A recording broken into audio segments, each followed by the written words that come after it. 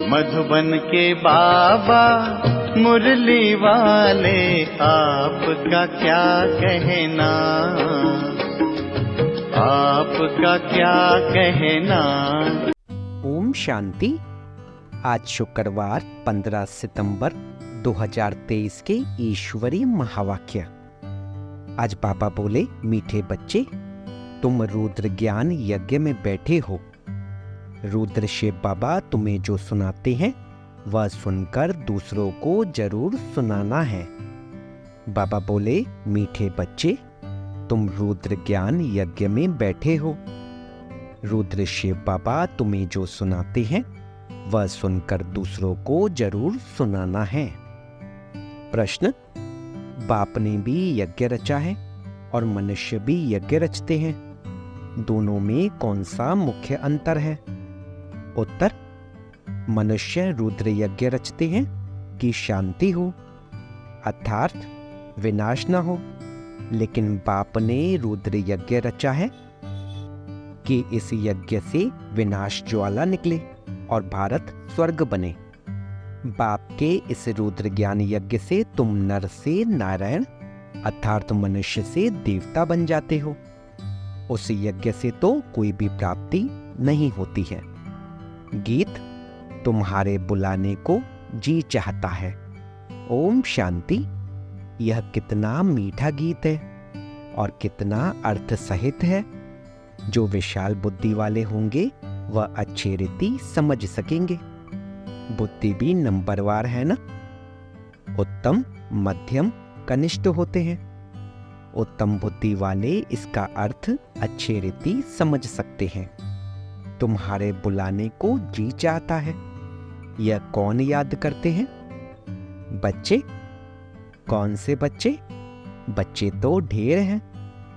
जो ब्राह्मण बने हैं, जो देवता थे, जिन्होंने ही पूरे 84 जन्म लिए हैं, उन्होंने ही जास्ती बुलाया है।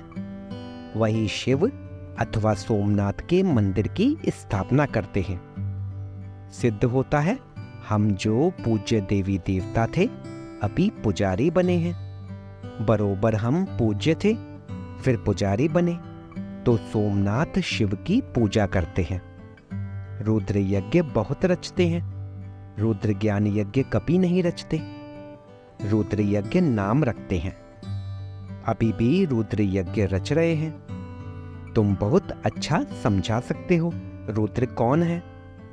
क्या रुद्र ने कभी यज्ञ रचा था? कैसे रचा, फिर क्या उसकी सिद्धि हुई, यह तो कोई नहीं जानते। तुमको अभी ज्ञान का तीसरा नेत्र मिला है। परमपिता परमात्मा के सिवाय ज्ञान का तीसरा नेत्र कोई दे नहीं सकता। ज्ञान सागर परमपिता परमात्मा को ही गाया जाता है।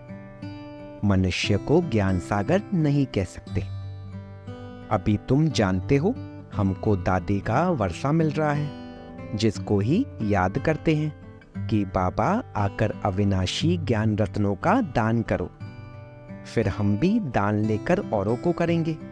बहुत सहज है। सिर्फ याद दिलाएंगे कि तुम्हारे 2 बाप हैं। भक्ति मार्ग में 2 बाप हो जाते हैं।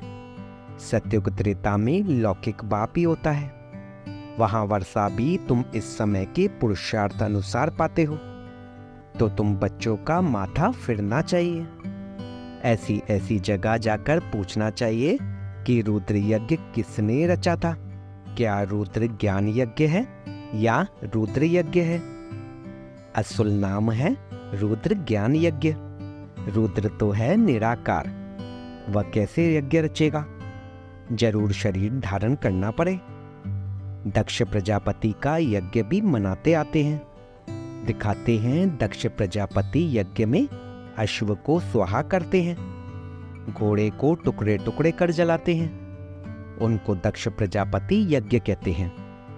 यह तुम अभी जानते हो तो वहां लिखना चाहिए यह कौन सा यज्ञ है। बड़ा भपके से यज्ञ करते हैं, बहुत पैसे इकट्ठे करते हैं, बड़े बड़े आदमी दान करते हैं। कोई 100 निकालते, कोई 500 निकालते। इस रुद्र ज्ञान यज्ञ में तो तुम सारे स्वाहा होते हो। उसमें तो थोड़ा थोड़ा पैसा निकाल इकट्ठा करते हैं, फिर ब्राह्मण को दक्षिणा मिलती है। यहाँ तो तुमको स्वाहा होना पड़ता है, वहाँ स्वाहा होने की बात नहीं। यहाँ बच्चे कहते हैं बाबा तन मन धन सहित मैं आता हूँ, वहाँ ऐसे नहीं कहेंगे। आहुति में कभी ऐसे नहीं डालेंगे। आरती आदि होगी, चंदा चीरा होगा, बड़ों बड़ों से लेते हैं। तुम बच्चे जानते हो इस रुद्र ज्ञान यज्ञ से ही विनाश ज्वाला प्रज्वलित हुई है। वह यज्ञ रचते हैं शांति के लिए, विनाश के लिए नहीं। वहां शांति का बड़ा आवाज करते हैं। शांति तो सारी दुनिया में चाहिए ना। परमात्मा है शांति का सागर। तुम बच्चों को अर्थ समझाया जाता है। अखबार पढ़ते हो तो ख्याल चलना चाहिए कैसे हम सबको समझाएं। बाप जानते हैं कैसे बीके दुकान संभाल रहे हैं। सेठ का कौन सा दुकान अच्छा चलता है, कौन सा मैनेजर अच्छा है, वह तो गुड़ जाने, गुड़ की गोथरी जाने। यह ब्रह्मा है गोथरी। यह बड़ी रमणीक बातें हैं। तो रुद्र ज्ञान यज्ञ के लिए तो लिखा हुआ है इससे विनाश ज्वाला निकली। वह यज्ञ करते हैं शांति के लिए। यह है सच्चा सच्चा यज्ञ। उन ब्राह्मणों के तो अनेक सेठ होते हैं। यह तुम ब्राह्मणों का एक ही सेठ है। बाप है रुद्र। रुद्र बाप कहो, शिव कहो, सोमनाथ कहो। उसने ज्ञान यज्ञ रचा है जिसमें तुम बैठे हो। वह यज्ञ तो 2-4 दिन चलेगा। तुम्हारा यह रुद्र ज्ञान यज्ञ तो बहुत बड़ा है, उसमें टाइम लगता है। यह है नर से नारायण अथवा मनुष्य से देवता बनने का यज्ञ। वह तो ऐसे नहीं कहेंगे। बाप बैठ समझाते हैं कैसे उन्हों को सावधान करो। बड़ों बड़ों को बोलो यह तुम जो यज्ञ रचते हो उसमें भूल है। परमपिता परमात्मा कल्प कल्प संगम पर आते हैं। शास्त्रों में युगे युगे लिख दिया है। यह भूल कर दी है। वैसे ही रुद्र यज्ञ रचते हैं। वास्तव में रुद्र ज्ञान यज्ञ है। शिव का नाम है रुद्र। उसने ही ज्ञान यज्ञ रचा है। जैसे इब्राहिम ने अपना इस्लाम धर्म स्थापन किया, बुद्ध ने बौद्ध धर्म स्थापन किया, वैसे रुद्र का है ज्ञान यज्ञ जिससे विनाश ज्वाला प्रज्वलित होगी। तो गोया वो लोग शांति के लिए यज्ञ रचते हैं, अर्थात विनाश नहीं चाहते। स्वर्ग की स्थापना के लिए नरक का विनाश हो तो अच्छा ही है ना। भारत है अविनाशी खंड। जरूर भारत के मनुष्य संप्रदाय बहुत ज्यादा होने चाहिए। आदि सनातन देवी देवता धर्म था, उनको सारा कल्प हुआ है। शास्त्रों में 33 करोड़ लिख दिया है। परंतु यह तो समझाना चाहिए। जरूर और धर्म वालों से देवता धर्म की आदमशुमारी जास्ती होगी, लेकिन वह कन्वर्ट हो गए हैं तो कैसे निकले। बौद्धी, क्रिश्चियन, मुसलमान आदि जाकर ढेर बने हैं, इसलिए थोड़ी संख्या हो जाती है। यह भी ड्रामा। इसमें समझने की बड़ी विशाल बुद्धि चाहिए। जब तक बुद्धि में ज्ञान नहीं बैठा है तो सिर्फ अर्पणमय होने से क्या फायदा। अर्पणमय तो ढेर बनते हैं, परंतु जो अच्छी रीति धारणा कर और कराते हैं, प्रजा बनाते हैं, वही अच्छा पद पा सकते हैं। तो यह गीत एक्यूरेट है, बुलाने को जी चाहता है। सबसे पहले 84 जन्म किसने लिए होंगे? जो पहले पहले थे वह थे ही देवी देवताएं, सो भी भारत में थे। अभी तो कोई कहाँ कन्वर्ट हो गए हैं। कई तो भारत से बाहर चले गए हैं। नहीं तो वास्तव में भारत जैसा बड़े से बड़ा तीर्थ और कोई है नहीं। और सभी धर्म स्थापक जो हैं उन्हों को भी पावन बनाने के लिए भगवान को भारत में आना पड़ता है, क्योंकि सब पतित हैं। सबको पावन बनाने वाला एक है, यह तुम जानते हो। तुम्हारे में भी नंबरवार यथार्थ रीति जान सकते हैं। तुम कहेंगे हम रुद्र ज्ञान यज्ञ में बैठे हैं। ऐसा कोई यज्ञ होता है क्या जिसमें इतना समय बैठे हो? क्या बैठ करते हो? रुद्र जो ज्ञान सुनाते हैं वह सुनते ही रहते हो। जहां तक रुद्र बाबा इस शरीर में है सुनाते ही रहेंगे। प्रजापिता ब्रह्मा भी तो जरूर यहाँ होगा ना। ब्रह्मा का दिन और ब्रह्मा की रात गाई हुई है। सूक्ष्म वतनवासी ब्रह्मा का थोड़े दिन और रात बनाएंगे। वह तो सूक्ष्म वतनवासी देवता है। दिन और रात का प्रश्न यहाँ का है। ब्रह्मा की रात माना पतित, फिर वही पावन बनते हैं तो दिन होता है। ब्रह्मा को भी पावन बनाने वाला वह एक सतगुरु है। सत बाबा, सत टीचर, सतगुरु तीनों इकट्ठे हैं। पहले जरूर बाप के बच्चे होंगे, फिर पद टीचर से पाएंगे। नंबरवार है ना। यह भी बुद्धि में रहे तो कितनी खुशी रहे। तुम पहले बेहद के बाप के थे ना। यहाँ आए हो पाठ बजाने। भक्ति मार्ग में बेहद के बाप को याद करते आए हो, क्योंकि वह है स्वर्ग का रचयिता। जरूर स्वर्ग की राजाई देने वाला होगा। यह समझाना तो बड़ा सहज है। सेंसिबल ही समझा सकेंगे। वास्तव में सेंसिबल तुम ब्राह्मण हो। तुम्हारे में जो अक्लमंद है उसमें भी नंबरवार है। दुनिया के अक्लमंद भी नंबरवार है ना। यहाँ भी जो सेंसिबल बनते जाएंगे वह जरूर अच्छा नंबर पाएंगे। हर एक अपनी दिल से पूछे, हम कहाँ तक सेंसिबल बना हूं? जैसे बाबा मुरली चलाते हैं वैसे वहां भी तुम्हारी मुरली चल सकती है। तुम उन्हें समझाओ कि रुद्र यज्ञ और रुद्र ज्ञान यज्ञ में रात दिन का फर्क है। रुद्र ज्ञान यज्ञ रचा तो उससे विनाश ज्वाला निकली, भारत स्वर्ग बना। और यह फिर यज्ञ रचते हैं विनाश ना हो, अर्थात स्वर्ग स्थापन ना हो। यह तो उल्टी बात हो गई ना। तब तो बाबा कहते हैं मैं इन सब का उद्धार करने आता हूं, रुद्र ज्ञान यज्ञ रचता हूं। तो तुम प्रतिज्ञा करते हो, बाबा हम आपसे सुनकर औरों को सुनाएंगे। अच्छा, औरों को सुनाओ। पहले यहां तो रिपीट करो, घड़ी घड़ी रिपीट करो, जो फिर कहां समझा सको। फर्स्ट क्लास पॉइंट है। उस यज्ञ में तो जौ तिल आदि डालते हैं। मेरे ये रुद्र ज्ञान यज्ञ में तो सारी पुरानी दुनिया की सामग्री स्वाहा हुई है।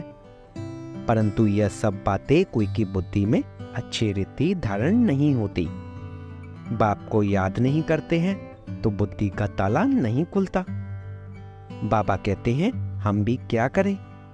इस समय सबकी बुद्धि पतित है, उनको पावन बनाता हूं। जो मेरे को याद नहीं करते उनमें धारणा नहीं हो सकती। बुद्धि का ताला कैसे खुले? याद से ही खुलेगा ना। मोस्ट बिलव्ड बाप है, उनकी बड़ी महिमा करते हैं। शिव बाबा की कितनी महिमा है। शिव की पूजा भी होती है तो जरूर आता होगा ना। बिगर ऑर्गन्स क्या आकर करेंगे।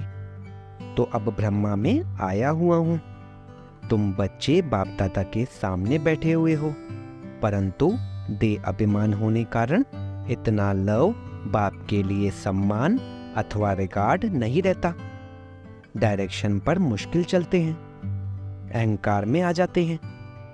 बाप कहते हैं मैं निरअहंकारी हूं।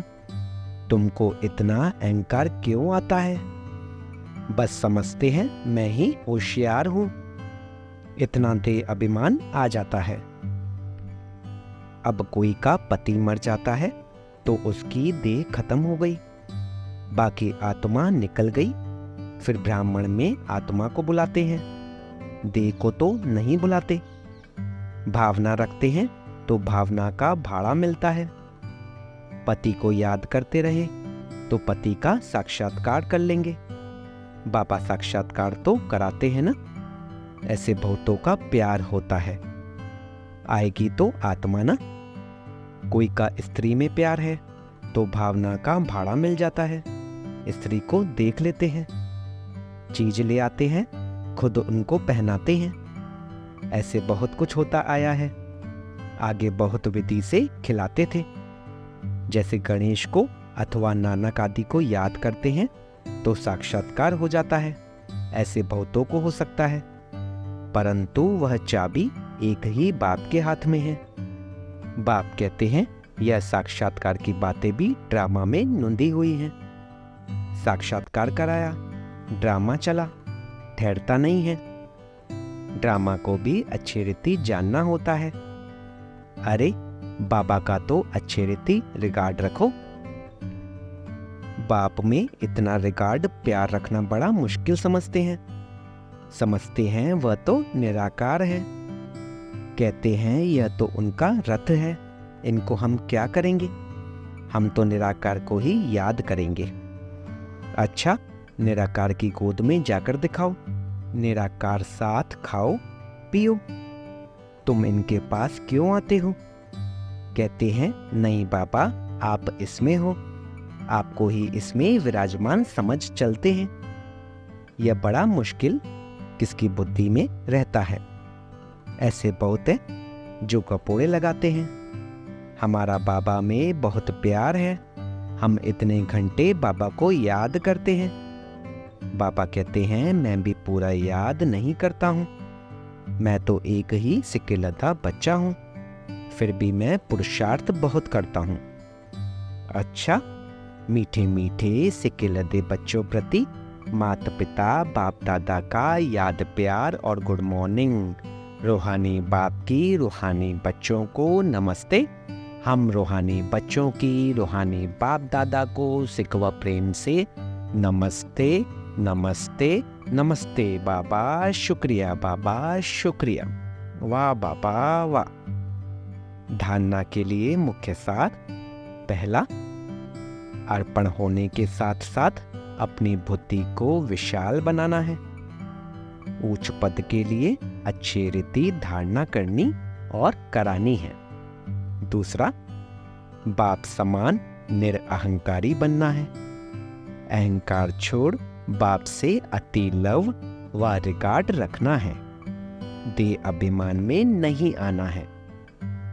वरदान: मालिक बन कर्मेंद्रियों से कर्म कराने वाले कर्मयोगी कर्म बंधन मुक्त भव। मालिक बन कर्मेंद्रियों से कर्म कराने वाले कर्मयोगी कर्म बंधन मुक्त भव। ब्राह्मण जीवन कर्म बंधन का जीवन नहीं, कर्मयोगी जीवन है। कर्मेंद्रियों के मालिक बन जो चाहो, जैसे चाहो, जितना समय कर्म करने चाहो वैसे कर्मेंद्रियों से कराते चलो तो ब्राह्मण सो फरिश्ता बन जाएंगे, कर्म बंधन समाप्त हो जाएंगे। यह देह सेवा के अर्थ मिली है। कर्म बंधन के हिसाब किताब की जीवन समाप्त हुई।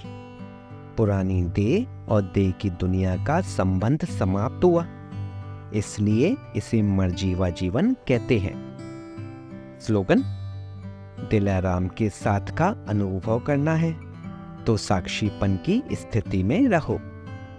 दिलाराम के साथ का अनुभव करना है तो साक्षीपन की स्थिति में रहो। ओम शांति।